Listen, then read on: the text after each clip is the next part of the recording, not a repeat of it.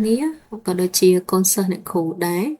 អ្នកគ្រូធ្វើវីដេអូនេះដើម្បីបរៀនពីការប្រើប្រាស់ SketchUp សម្រាប់អ្នកដែលអត់ចេះសោះតែម្ដងអញ្ចឹងអ្នកគ្រូនឹងនិយាយជាភាសាខ្មែរដើម្បីឲ្យវីដេអូនេះបានចែកចាយដល់អ្នកផ្សេងទៀតដែលមិនមែនជាកូនសិស្សអ្នកគ្រូនៅក្នុងសាលាអញ្ចឹងណាអូខេអញ្ចឹងបើសិនជាបងប្អូនទាំងអស់គ្នាមានកម្មវិធី SketchUp ហើយ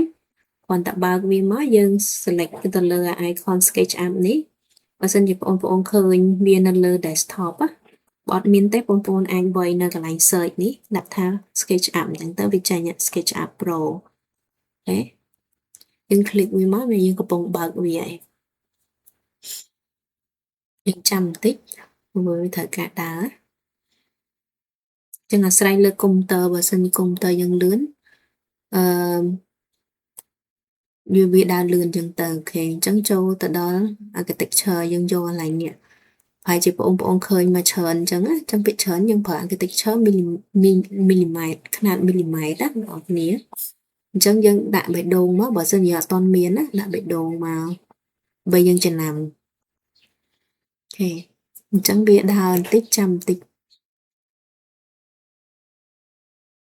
អញ្ចឹងជាទូទៅវាចេញអាចចេញផ្ទាំង SketchUp មកអញ្ចឹងតាម SketchUp របស់យើងបើសិនជា SketchUp យើងប្រើ version ខ្ពស់វាអាចរូបរាង icon ដែលនៅលើនេះខុសគ្នាតិចតួចអញ្ចឹងទៅអូខេអញ្ចឹងដំបូងបងប្អូនគ្នាប្រហែលជា SketchUp របស់បងប្អូនអត់មានគ្រប់ដូចអ្នកគ្រូវិញណាអញ្ចឹងឥឡូវនេះអ្នកគ្រូគិតថាបងប្អូនប្រហែលជាអត់មានអីច្រើនហើយជាឥឡូវអ្នកគ្រូបិទអស់សិនប្រហែលជាអ្នកខ្លះមកដូចថាមានតទេអញ្ចឹងអត់មានអីឬក៏តលាយអញ្ចឹងណាអញ្ចឹងបងប្អូនគ្នាដើម្បីធ្វើការទៅលើ SketchUp ហ្នឹងត្រូវការតម្រូវឲ្យមាន tool មួយចំនួនដើម្បីងាយស្រួលក្នុងការប្រើប្រាស់អញ្ចឹងទៅប៉ុន្តែអ្នកគ្រូចង់បរៀនមួយសិនមុននឹងយើងចាប់ផ្ដើមអីគឺបរៀននៃការ save file សិនណានៅពេលដែលយើងធ្វើ model បើសិនយើងអត់បាន save file វាមានន័យថាយើងអាចប្រឈមជាមួយការបាត់ file អីចឹងទៅអញ្ចឹងយើងគួរតែចុចកន្លែង file នេះហើយដាក់ថា save ណាឬក៏យើងប្រើ shortcut នៅលើ keyboard របស់យើងប្រើ Control S ក៏វាចេញអាផ្ទាំង Save As ហ្នឹងមកដែរអូខេដូចគ្នាមានពីររបៀបបងប្អូនស្ទាត់ជាមួយការប្រើ shortcut នៅលើ keyboard អាចប្រើទៅបើសិនជាអត់ទេយើងអាច manual យកកន្លែង file មិញអញ្ចឹងយើងដាក់ចំណងជើងថា lesson 1អញ្ចឹងទៅណាហើយអ្នកគ្រូដាក់ lesson 1ចឹងអ្នកគ្រូដាក់នៅលើដាក់នៅក្នុង 3D អូខេហើយ save បើសិស្សអ្នកគ្រូមាន lesson 1ហើយអញ្ចឹងអត់កើតទេអញ្ចឹងអ្នកគ្រូអាចដាក់ lesson 1 new អីចឹងទៅណាតាមឈ្មោះដែលយើងបង្កើតអញ្ចឹង file យើងនឹងដូរនេះកន្លែងនេះលើកន្លែងនេះបងប្អូនឃើញអត់យើងដូរទៅជា lesson 1 new ណាមានន័យថា file របស់យើងមានហើយអញ្ចឹងបើសិនជា SketchUp interface អានេះគេហៅ interface យើងបើកមកនឹងគេហៅ SketchUp interface ពីទាំងដែលយើងឃើញ application ហ្នឹងអញ្ចឹងយើងអត់មានអីតលាយអញ្ចឹងយើងត្រូវការ default tray ទាំងអស់គ្នាអញ្ចឹង default tray ទាំងអស់គ្នាអាចប្រើ shortcut មកសម្រាប់អ្នកគ្រូបង្ហាញហ្នឹងគឺ shortcut យើងនៅលើ keyboard អក្សរ B មកអក្សរ B មានន័យថាវាទាមទារឲ្យយើង painting នេះយើងឃើញកន្លែងរូប icon ចេញមកឲ្យយើងចាក់ពណ៌អត់ដូចធុងចាក់ពណ៌មួយអញ្ចឹងណាអាហ្នឹងគឺមាន painting ដែលវាជា function នៅក្នុង default tray នេះទាំងអស់គ្នាចឹងធ្វើអញ្ចឹងមកលឿនហើយយើងចុច escape មកយើងចុច space sorry យើងចុចកន្លែង space នេះ space លើ keyboard ហ្នឹងវាចេញarrow ចេះហើយចេញសញ្ញាព្រួយពណ៌ខ្មៅអញ្ចឹងនេះអញ្ចឹងក្នុង default tray អូខេយើងត្រូវមាន default tray នេះនៅគៀននេះអញ្ចឹងណាហើយបន្ទាប់ហើយដើម្បីថែមមានថែម tool ឲ្យវាបានពេញនៅលើ interface របស់យើងព្រោះយើងមានតិចពេកណាអញ្ចឹងយើងនេះកន្លែងត្រឹមនេះមកគេហៅថាកន្លែងដែលយើងអាចដាក់ tool bar បានណាអញ្ចឹងយើង mouse ស្ដាំមកយើង mouse ស្ដាំយើងឃើញ mouse ស្ដាំចុចនៅលើ mouse របស់យើង mouse ស្ដាំហ្នឹងយើងឃើញពាក្យ large tool set អញ្ចឹងបងប្អូនអរគ្នាគ្រីកន្លែងហ្នឹងមកបងប្អូនបានអាផ្ទាំងនេះផ្ទាំង large tool set ហ្នឹងអូខេអញ្ចឹងបងប្អូនត្រូវការអាផ្ទាំង large tool set ហ្នឹងព្រោះហ្នឹងវាមានគ្រប់ tool ដែលយើងអាចប្រើប្រាស់បាន manual នៅលើ interface ហ្នឹងណាហើយមួយទៀតយើងអាចមកស្ដាំយើងចង់ប្រើអីគេខ្លះនេះជា function របស់វាមានដូចជា camera section shadow អីហ្នឹងយើងនឹងពេលខ្លះយើងត្រូវការប្រើដែរណាអញ្ចឹងកម្មពេលយើងត្រូវការប្រើចាំយើងមកបើកក៏បានដែរឥឡូវហ្នឹងសម្រាប់អ្នកគ្រូជាទូទៅអ្នកគ្រូបើកត្រូវការ view នេះមានហើយទូទៅអ្នកគ្រូត្រូវការ Enscape ដើម្បី render model អញ្ចឹងអ្នកគ្រូបើក Enscape នេះទាំងអស់គ្នាដល់តែដាក់ software Enscape មិនវាមានណាបើយើងអត់ទាន់តឡើង install Enscape ទេវាអត់ឃើញវាចុចមកអត់ឃើញកន្លែងហ្នឹងទេហើយបន្ទាប់មកទៀតអ្នកគ្រូអាសាប្រើ shadow វាចេញអានេះអាហ្នឹងអញ្ចឹងអ្នកគ្រូត្រូវការហ្នឹងអញ្ចឹងជា basic អ្នកគ្រូត្រូវការប៉ុណ្្នឹងទេអត់មាន plugin អីទាំងអស់គឺយើងរៀនតាក់ទងជាមួយ basic tool នៅក្នុង SketchUp សិនអូខេអញ្ចឹងឥឡូវ tool សំខាន់ដែលត្រូវរៀនអ្នកគ្រូចង់បរៀនថ្ងៃហ្នឹងគឺ default tray ណាមេរៀនទី1អញ្ចឹង default tray វាមាន entity info នេះអូខេមាន entity info វាមាន material យើងចុចកន្លែងនេះមកមានន័យយើងបើកឲ្យវាតម្លាក់ចុះណាហ្នឹងហើយពេលចុចកន្លែងហ្នឹងមកវាតម្លាក់ផ្ទាំង material ចុះមកក្រោមហើយវាចុចកន្លែងនេះមកវាតម្លាក់មកណាមាន components ព័ត៌មានរបស់ component មាន style ណាបន្ទាប់ហើយមាន tag អូខេមាន shadow មាន scene ហើយនឹងមាន instructor នេះសម្រាប់អ្នកដែលចង់រៀន AutoCAD ហ្នឹង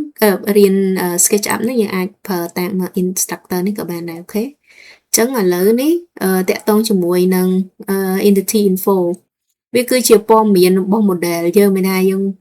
តម្លើង model កន្លែងនេះវានឹងឲ្យជាព័ត៌មានតាក់ទងជាមួយ model របស់យើងអញ្ចឹងទៅឥឡូវហ្នឹងយើងអត់ទាន់មាន model អីទាំងអស់អញ្ចឹង entity info យើងក៏អត់មានអីដែរអូខេអញ្ចឹងតាក់ទងមួយ material កន្លែងនេះគឺយើងទុកចាក់ material ណា material ក្នុងនេះយើងមានឃើញ icon ច្រើនមាន select មាន edit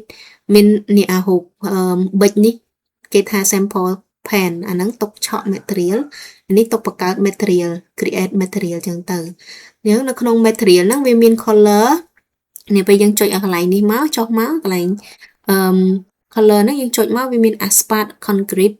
brick cladding siding carpet អីហ្នឹងវាមានណាត្រូវការជាកញ្ចក់ជាអីអាហ្នឹង material default របស់ SketchUp គេឲ្យមក material ប៉ុណ្ណឹងប៉ុន្តែភាគច្រើនយើងអត់សូវប្រើ material នៅក្នុងហ្នឹងឯងដោយសារ material នៅក្នុងហ្នឹងវាអត់សូវមាន material ដែលយើងមាន up to date ចឹងណាអញ្ចឹងយើងអាចប៉ុន្តែយើងក៏ត្រូវចេះពីរបៀបប្រើ material នឹងដែរហើយបន្ទាប់មកទៀតយើងមាន component អញ្ចឹងនៅពេលដែលយើងធ្វើ modeling យើងកាលណាយើង create component វានឹងចេញមកនៅនេះហើយណាហើយ style អញ្ចឹងបងប្អូនអរគ្នាប្រហែលជាអត់ទាន់យល់ទេប៉ុន្តែតមេរៀនបន្ទាប់ទៀតនឹងអាចយល់ style នេះយើងអាចរើស style មានន័យថាចង់ឲ្យ SketchUp យើងឃើញពណ៌មិននៅក្នុងនេះណាយើងអាចរើសបានណានៅឃើញមេឃពណ៌អីអញ្ចឹងទៅហ្នឹង style បន្ទាប់នេះ tag នេះបើបងប្អូនធ្លាប់រៀន AutoCAD ដឹងហើយវាស្តៀងជាមួយនឹង layer ដែរអញ្ចឹង tag នេះមានន័យថាពេលដែលយើងតម្លើង model ណាមួយយើងអាច define កំណត់ tag វាទៅកុំឲ្យ file របស់យើងមានភាពញ៉ៃអញ្ចឹងណាយើងអាចដូចទីហោថាយើងធ្វើអញ្ចឹងយើងគូសកន្លែងណាអញ្ចឹងយើងឲ្យវាចូលក្នុង tag អញ្ចឹងមកអូខេយើងគូសតាក់ទងជាមួយទ្វារប្អួចអញ្ចឹងយើងឲ្យបង្កើត tag ទ្វារប្អួចមកណាហើយមួយទៀត shadow នេះវាស្តៀងអាខាងលើដែលអ្នកគ្រូ add មិញដែរហើយយើងអាច adjust បាន shadow នៅពេលដែលយើងបើកយើងមាន model មកមានន័យថាជាស្មោលរបស់ model របស់យើងគឺព្រះអាទិត្យជះមកចំថ្ងៃម៉ោងប៉ុន្មានអញ្ចឹងវាជះស្មោលមិនហ្នឹងណាហ្នឹងគឺជា shadow ហើយបន្ទាប់មក scene នេះមានន័យថាយើងចង់បានស្លឹកថតដូចថាយើងចង់បានចាប់កាមេរ៉ាកន្លែងណាអញ្ចឹងណាអញ្ចឹងកន្លែងហ្នឹងគឺយើង record scene យើងចុចកន្លែង add scene មកគឺយើង record scene ហើយយើងនឹងរៀនប៉ុន្តែឥឡូវនេះយើងត្រួសតាក់ទងមួយ default tray សិនណាអូខេអញ្ចឹងអស់ហើយពី default tray ឥឡូវហ្នឹងយើងចូលទៅដល់តាក់ទងជាមួយ light tool នេះអូខេអានេះម្ដងមានអីគេខ្លះណា Nè. Lỡ anh nắng tỏ kia từ 4 cứ nè lại select nè chẳng anh nắng dân ai cho cái lại nắng mới video arrow Pokemon mình tôi dân cho function này cái đấy nhưng cái bông anh đi chẳng dân thử select anh nắng mới video Pokemon mình nha chẳng anh ấy mình này select nó những ai select bàn khe lỡ từ 4 đại dân cu bán đi cứ lành line ní nhà cu mặt đáy nhá mặt đáy biết cứ lành nhá chẳng dân cho lại nắng có bán dân so nó là keyboard nó dân cho nó là nó là biết cu nó không SketchUp nha nó dân cho chùm lệch môi màu cho chùm lệch môi hai dân tiền má dân khơi cái lại ni ở nè lại nè cứ chia ở tùm hồng bên này theo line nó mình tốt nó trong cu của màn nó tiêu dân trong cu phèm mày chẳng phèm xôn bảy đòn buổi khát với cất chỉ mm đó mình dân hở mình cứ architecture đó mm chẳng khát với cất chỉ mm chẳng dân thở vây khát mm phèm mát bên đây tha phèm pon mm dân vây chẳng hay dân inter mới mất dân bàn là nhà hay bắt đầu hay dân chọn trẻ chọn chẳng như thử cho escape nó lên keyboard esc nơi lạnh keyboard này càng chui đây nè dân cho cái này nâng mới mất dân đặt cho nâng hết dân cho dân space các bạn dân cho space nó lên keyboard các bạn dân cho anh đi phanh các bạn này nè thì chắc như bạn làm nó là việc cu làm nó một đòn tiết cứ dân ở lên keyboard cho chùm lạnh muối để dân cho bà đám cu viết tiền vì ở trên power green axis bên này have swap cho mùi nâng green nè tỏ cái nó lơ SketchUp miền bầy nè green ní nâng red axis hay mùi tiết cứ cho blue ok chẳng cả này dân tiền và dân tiền chết bên này hay là dân bia này ọt smile cho mùi nam mùi gì nè bởi vì cái này giờ trên bị trên power chẳng á chẳng là bây để vì trên power bên này tham bia swap cho mùi nâng nam mùi ok power green swap mùi green power red swap mùi red chẳng đôi khi đấy dân đã pin mạch máu nhưng cú lên chẳng á space chơi cái này space nâng mùi máu với tranh cuốn màu nâng vào nhảy nè hay bà top hai cứ lạnh ở lên cho lại nam mùi máu đồng bề với swap cho mùi blue axis nè on blue axis nó mới với swap mùi blue nâng gì á cho nâng chẳngประมาณphèm màyติด cho inter mùi máu space mùi máu ok đấy như cú lạnh bà này ok chắc là biết cú lái cứ ban năng ảnh với số chính kế nó hay về tẹt tông chỉ mùi năng ảnh đi mùi tiệt cứ tẹt tông mùi free hand cho năng dân lẹ là tha trong cú ấy cú họ dân chơi ở chụp nó chùm nội nam mới dân khịa chẳng hết á năng bị chớn như ở sơ phở ấy nó không SketchUp ở tỏ cái này free hand năng á chắc là năng dân cú chẳng có bán hay mùi tiết tẹt tông chỉ mùi rectangle ní nhưng ai cho cái này nắng vô mà cu trái các bạn đấy bên tay bởi vì những trong thơ sọt khác là sọ nó như cho cái này nam mùi máu và tao hay dân thử vầy thông đá rectangle với thử miền này kia lại và đảo ấy đang từ tân thử mình chẳng dân quay má thay dân trong bàn vía pin mát và đảo ấy được có tấn có bia mùi máu buồn 5 mét pin mát hay là 5 mét ok mình chẳng bị trình thằng này pi mét thằng này 5 mét chứ dân vô máu pi mét nè 5 mét trời đó ok chấn anh nắng trên biết được dân cục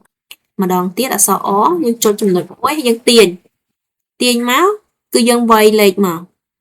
và đòi vào mán nhẹ pi mét pi pón thử cho cái bia là các bạn sợ em lưu khi bột nó hay nâng phèm pòn inter á trời nhỉ nè tranh rectangle nó phải để dân tranh rectangle nè ở cái này lớn sầm khăn mình tán tranh rectangle nè cuối trong print dướng pi được biết push nè dân slong cho anh đi push pull lại nó bay bạc cả chỉ bọc mùi thế thì họ push pull dân thử quay ở sau p lời keyboard đó bị dân thở sọt khát á p má cứ dân cho từ lời surface để dân trong lực vi lang lực cầm ra vi lang dân lực cầm ra vi màn thì họ dân lực cầm ra một máy dân chơi một máy mất dân inter nè select từ lời surface để dân trong lực cầm ra sau p select mùi tiết nè những ai được làm mà này nè p select lơ vía lực lớn pi mét vậy pi mét mất cho lực lớn vậy pi mét inter mất những bà nè nhé ok chẳng anh lấy những trái tool rectangle muối push មួយ push and pull មានន័យថាមិន push ឡើងក៏បានតម្លាក់ចុះក៏បានចង់មានន័យអញ្ចឹង push and pull អូខេអញ្ចឹងឥឡូវអ្នកគ្រូប្រាប់មួយទៀតពី difference between group ហើយនិង component អូខេ group អ្វីដែលជា group អញ្ចឹងឧទាហរណ៍យើងគូឲ្យនៅក្នុង SketchUp នៅក្នុង SketchUp element របស់វាគឺវាបែកពីគ្នាមានន័យថានេះជាបន្ទាត់មួយផ្សេងទៅពេលយើងលុបបន្ទាត់វាដាច់ឃើញអត់ដល់ពេលអានេះជា surface មួយទៅពេលយើងលុបវាដាច់អញ្ចឹងណាហើយនេះគឺជា line មួយទៅវាទៅលុបទៅវាដាច់អញ្ចឹងទៅពេលយើងលុបវាអញ្ចឹងដើម្បីកុំឲ្យវាបែកអញ្ចឹងអានេះ editable មានន័យអាច edit បានអាចសម្រួលវាបានអញ្ចឹងយើងត្រូវតែ group ឬក៏ component វា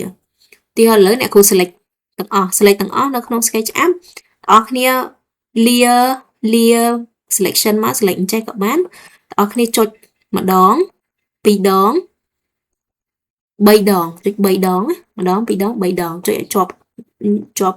គ្នាអញ្ចឹងមកមានន័យយើង select ទាំងអស់អូខេអញ្ចឹងពេលយើង select ទាំងអស់ហើយយើងអាច make group បានយើងមកស្ដាំមកយើងដាក់ថា make group ឡើងនេះអូខេមកស្ដាំ make group អញ្ចឹង make group មកយើងឃើញវា select ទៅយើងជាប់ទាំងអស់ណា